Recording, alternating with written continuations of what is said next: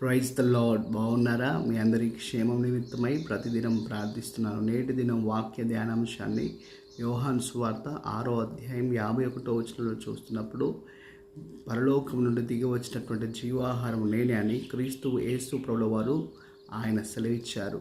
జీవాహారం అనేటువంటి మాటకు కొన్ని అర్థాలను మనం గమనిస్తున్నప్పుడు, యేసుక్రీస్తు ప్రభువారి శరీరాన్ని ఆయన జీవాహారానికి పోల్చాడు. అలాగే పాత నిబంధనలో కురిపించబడ్డటువంటి మన్నా, ఇశ్రాయేలు ప్రజలు భుజించినటువంటి మన్నా యేసుక్రీస్తు ప్రభువునకు సాదృశ్యంగా ఉంది.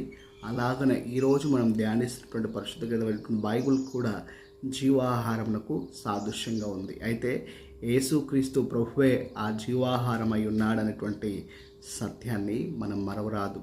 ఇట్టి జీవాహారాన్ని భుజించడం వలన మనం ఆయనతో పాటు యుగయుగములు సహవాసాన్ని కలిగి ఉంటాము.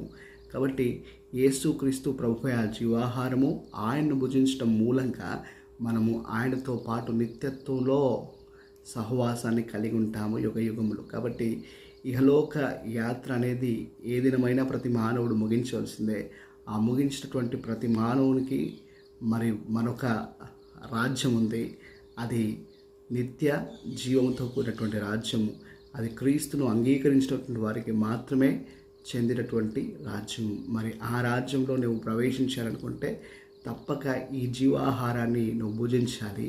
క్రీస్తు యేసుతో నువ్వు సహవాసం కలిగి ఉండాలి.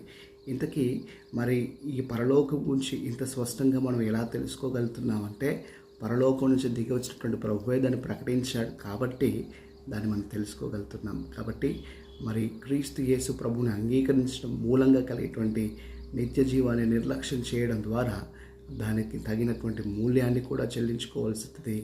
ఈ సత్యాన్ని మరవరాదు. దేవుడు మిమ్మల్ని దీవించిన గాక. మీ ప్రేయర్ రిక్వెస్ట్ ఏమైనా ఉన్నట్టయితే మరి కమెంట్స్ బాక్స్లో తెలియజేయండి. మీ కొరకు తప్పకుండా ప్రార్థన చేస్తాము. ఆమేన్.